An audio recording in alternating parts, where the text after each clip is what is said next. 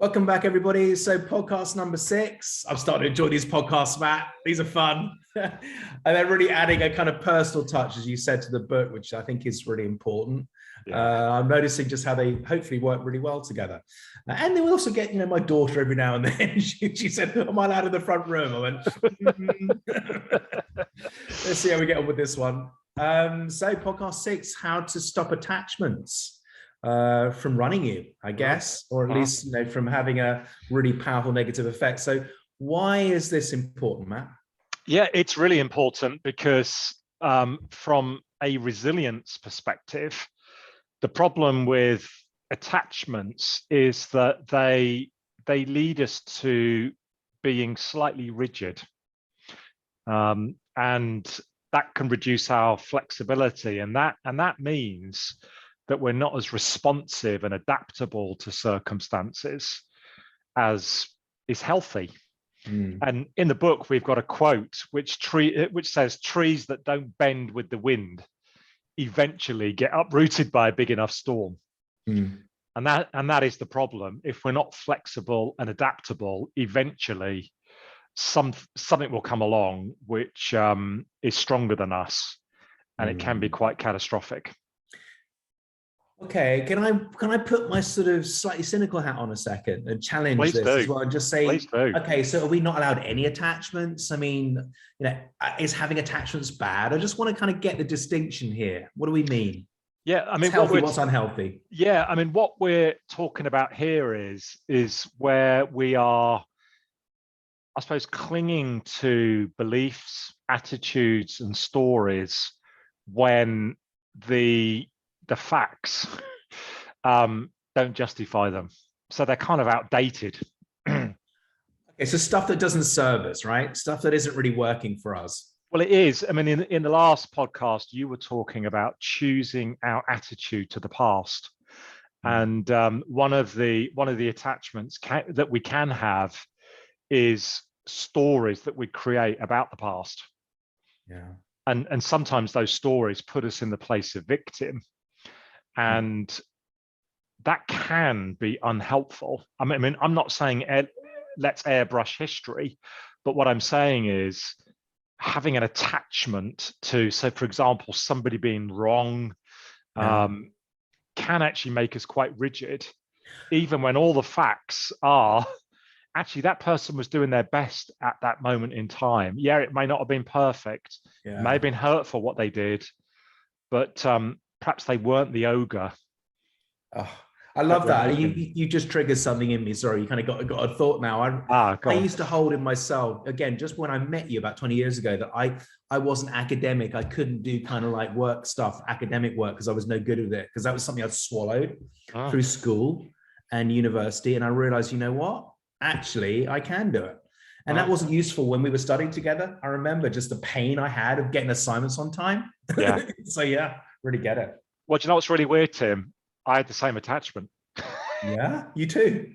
Well, you were always the bright one as well. You're also the one you had the biggest marks. Well, exactly. I mean, I got a first-class honours degree, but I had this view that I wasn't academic enough. Now I find out 20 years later. Well, what's really weird is, and I believe that within us, and we talk about this elsewhere in the book, that instinctively, often we know what is healthy for us to do. And for me, guess what? I joined one of the biggest full of brain organizations in the world. Full of brain. KPMG, it's one of those kind of organizations that's full of like super intelligent like people. A Mensa or something like that. Well, it was what I realized looking back. What I was doing was, it was almost like I wanted to kind of almost say to myself, can I cut it with the big dogs, the super bright people? Right? Yeah. And the answer was yes, I could. And that was part of my healing and freedom from this attachment that I'm not bright enough. Wow, great example. Love it. Mm. Love it. So what do you want to do? Want to do some research? It feels like it's time for a bit of research on this, or is this just our imagination?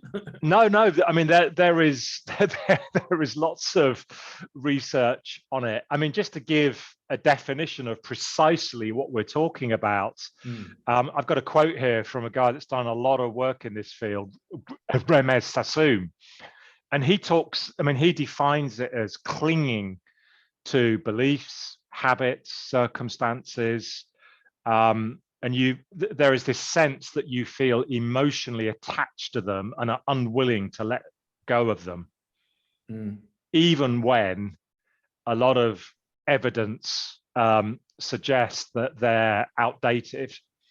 And the problem is, what we know from our research and our experience is that when you hold on to those attachments, it can be very tiring.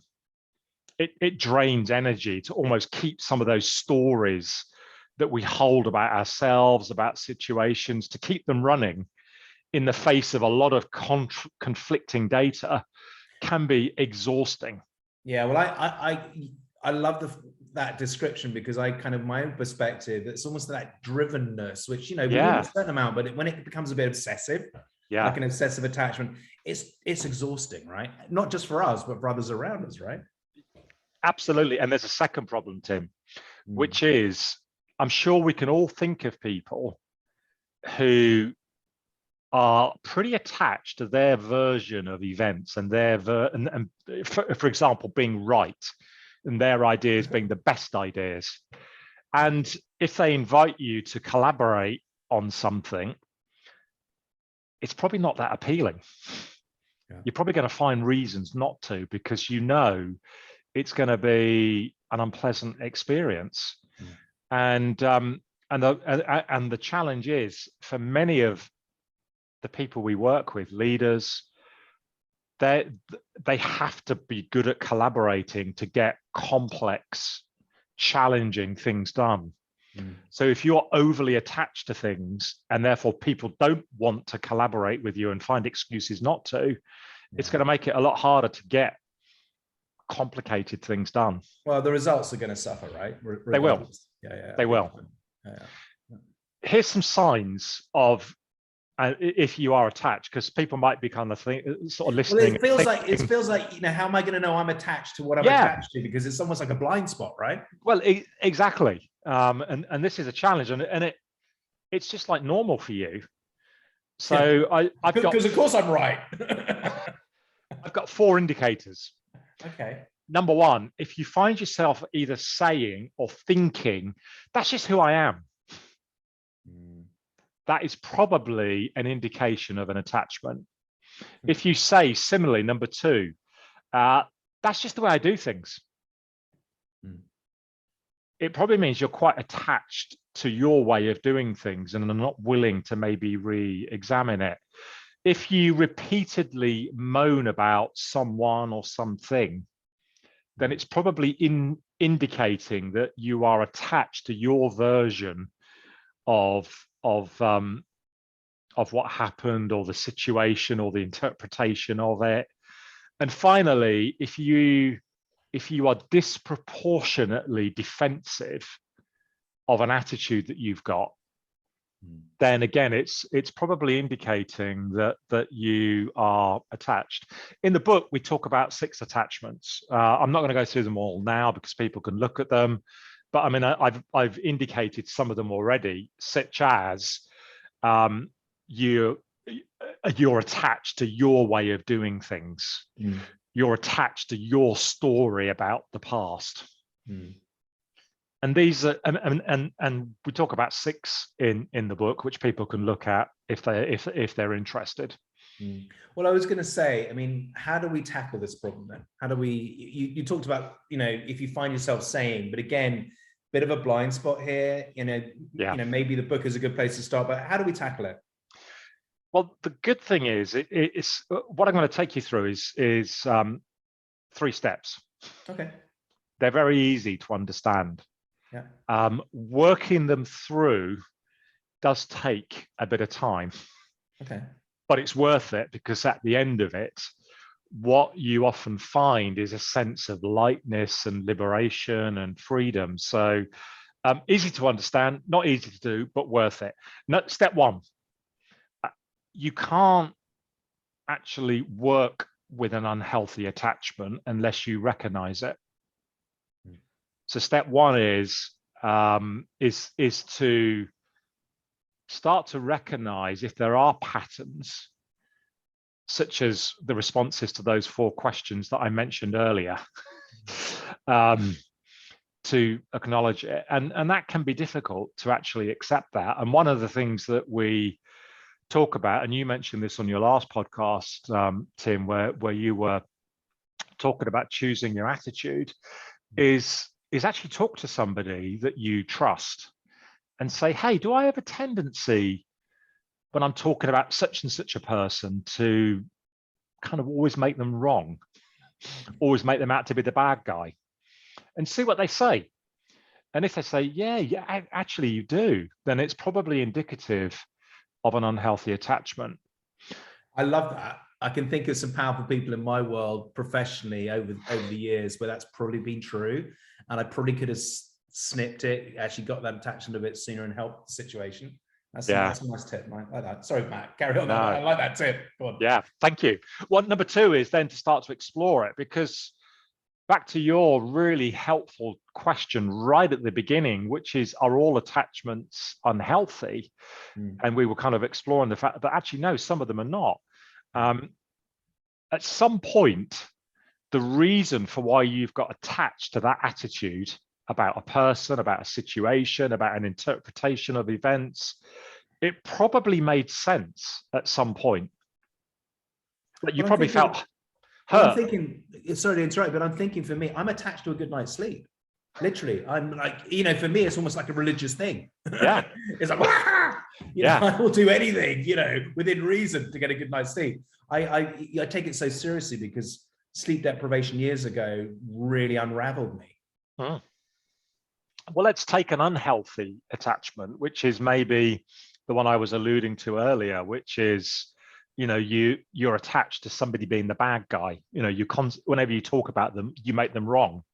Yeah. There's probably a reason why, which is they've probably done something that was unfair towards you. It was hurtful. It was selfish. And it therefore there's a reason why you've got this attitude, this fixed attitude about a person or a situation.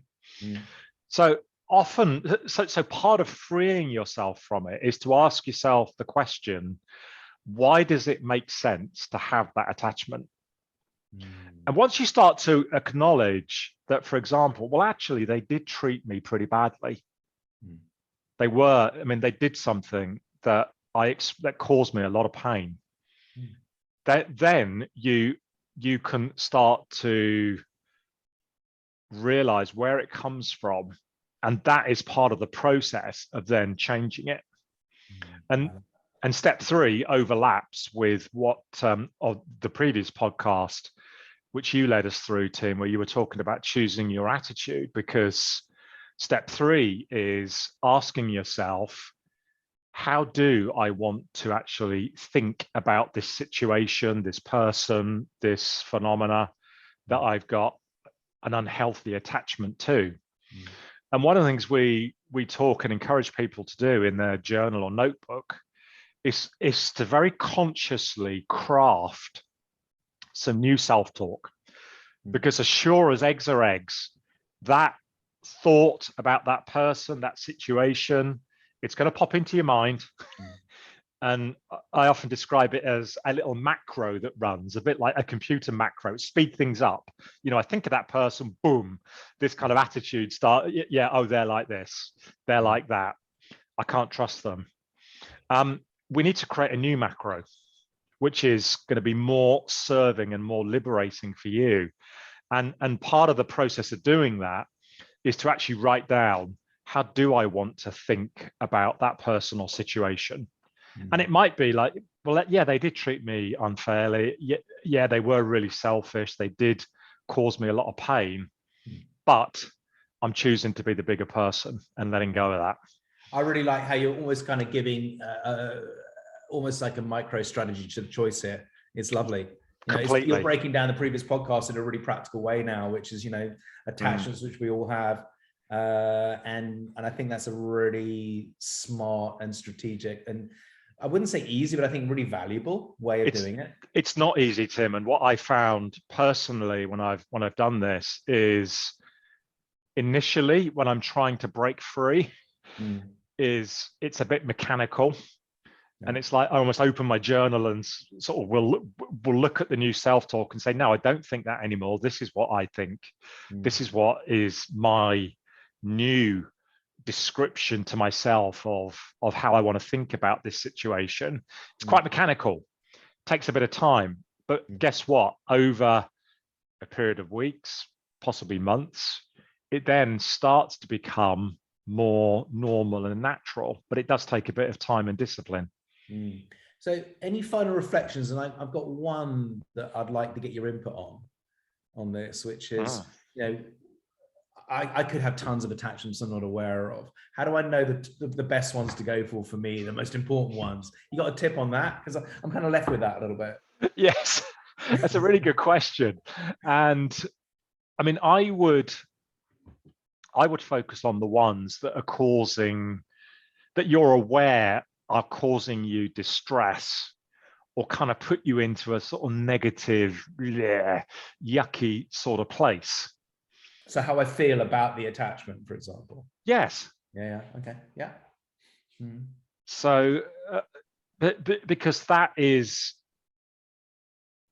causing you distress, and therefore it's a really easy place to start. Yeah, and it's going to bring some immediate benefits. Yeah. What's got the most power? What's got the most kind of like, charge to it? Go there. Yeah. Yeah.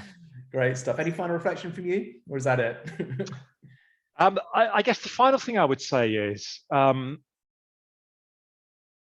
it may be, I mean, some things have happened to us that happened over a period of time.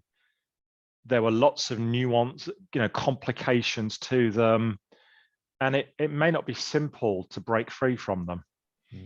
And it may be that you need to speak to a professional. I mean, in the past, I've used psychotherapists. I mean, for the last 14 years, I've had a coach. And I find it just helps enormously in working through some of those more complicated issues, and maybe ones that keep repeating themselves. That for me is not a sign of weakness. That's a sign of strength and wisdom, that you actually get help from somebody that is skilled and trained at being able to support you. Yeah, that's my closing point. Yeah, there's a reason why there's people like that to help us. Absolutely. Yeah. Hey, thank you for taking us through that podcast. I really enjoyed that one, and I'm scanning now on what you're talking about. Okay, my friends. Well, look, that's podcast number 6. We'll look forward to seeing you on the next podcast pretty soon. Bye for now. Bye-bye.